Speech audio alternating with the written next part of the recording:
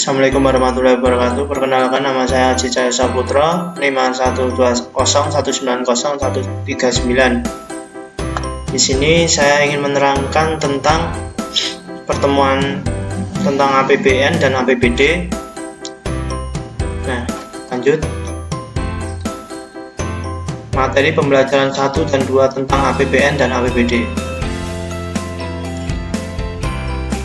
Materi pembelajaran 1 yaitu deskripsi materi. Materi pembelajaran membahas anggaran pendapatan dan belanja negara dan anggaran pendapatan belanja daerah.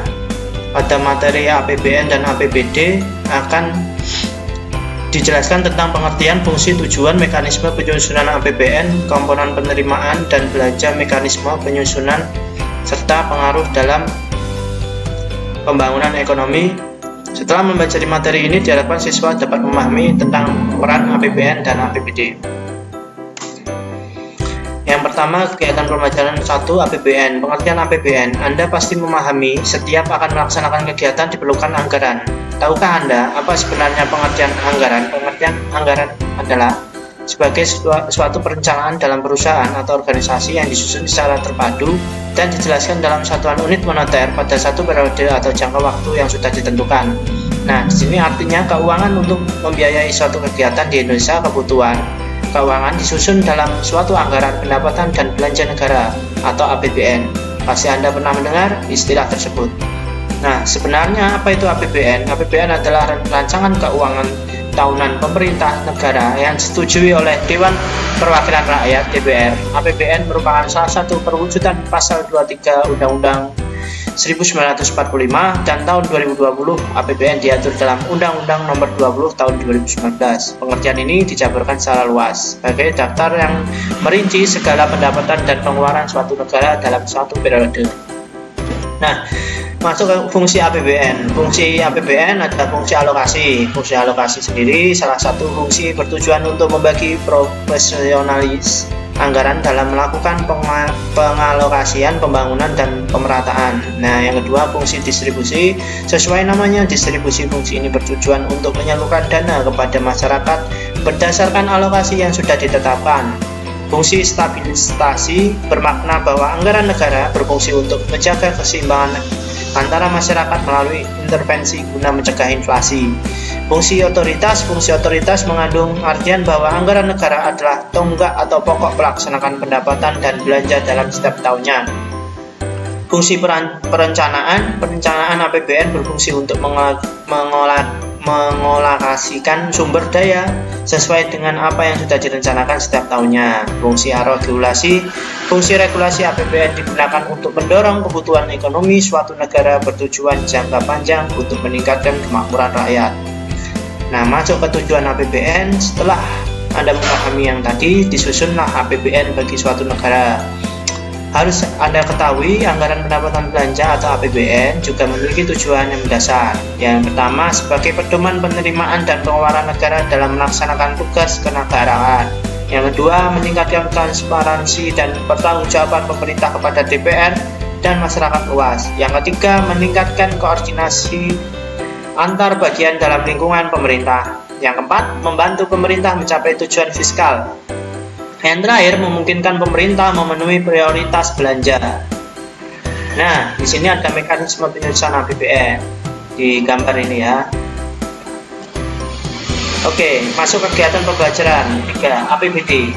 Kegiatan pembelajaran ketiga kita akan membaca tentang APBD yang menjelaskan tentang APBD, fungsi, tujuan, komponen, pendapatan belanja daerah serta pengaruhnya APBD dalam pembangunan ekonomi. Masuk kegiatan APBD. Yang pertama, pengertian anggaran pendapatan belanja daerah APBD. Menurut Permendagri Nomor 21 Tahun 2011, APBD adalah rancangan keuangan tahunan pemerintahan daerah yang dibahas dan disetujui oleh pemerintah daerah dan DPRD serta ditetapkan dengan peraturan daerah. APBD merupakan instrumen kebijakan yang utama bagi pemerintah daerah. Anggaran daerah juga digunakan sebagai alat untuk menentukan besar pendapatan dan pengeluaran berdasarkan pengertian di atas. Maka APBD yang dikeluarkan setiap tahun akan mencerminkan besaran pendapatan dan pengeluaran yang dibutuhkan untuk pengelolaan suatu daerah. Daerah yang dimaksud mulai daerah tingkat 2, kota, kabupaten, dan daerah TK1 provinsi.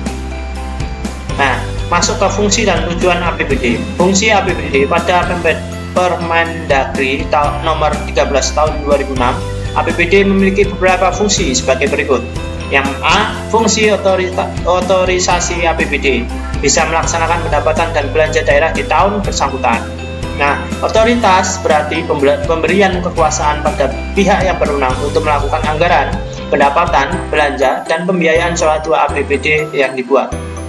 Yang B, fungsi perencanaan APBD, menjadi sebuah pedoman bagi manajemen di dalam hal merencanakan sebuah aktivitas atau kegiatan pada tahun yang bersangkutan. Yang C, fungsi pengawasan APBD menjadi sebuah pedoman untuk menilai apakah aktivitas penyelenggaraan pemerintah daerah sesuai dengan ketentuan yang ditetapkan. Yang D, fungsi alokasi APBD diarahkan untuk bisa menciptakan lapangan kerja maupun mengurangi pengangguran, serta meningkatkan efisiensi serta efektivitas perekonomian. Nah, fungsi distribusi APBD adalah uang rakyat. Nah, maka penggunaannya pun harus digunakan untuk kemakmuran dan mensejahterakan rakyat di daerah yang bersangkutan. Nah, penyusunan APBD ini harus bisa mendukung berbagai aktivitas daerah yang menjadi contoh kegiatan memajukan kesejahteraan umum daerah yang bersangkutan. Fungsi stabilisasi APBD menjadi alat untuk memelihara dan mengupayakan keseimbangan fundamental perekonomian pada suatu daerah. Masuk ke tujuan APBD. A, membantu pemerintahan daerah mencapai tujuan fiskal. Yang B, meningkatkan pengaturan atau juga koordinasi tiap bagian yang berada di lingkungan pemerintah daerah. Yang C, menciptakan efisiensi terhadap penyediaan barang dan jasa. Yang D, menciptakan prioritas belanja pemerintah daerah.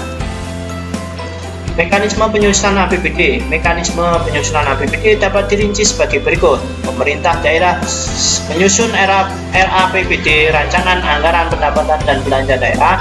Yang B, pemerintah daerah akan mengajukan RAPBD tersebut kepada DPRD untuk dirapatkan apakah RAPBD tersebut disetujui atau tidak. Jika DPRD memutuskan untuk menyetujui RAPBD, maka RAPBD akan disahkan menjadi APBD. APBD sendiri ditetapkan dengan perda peraturan daerah paling lambat 1 bulan setelah APBN disahkan. Yang E, perubahan APBD ditetapkan dengan perda paling lambat peraturan daerah paling lambat 3 bulan sebelum berakhirnya anggaran.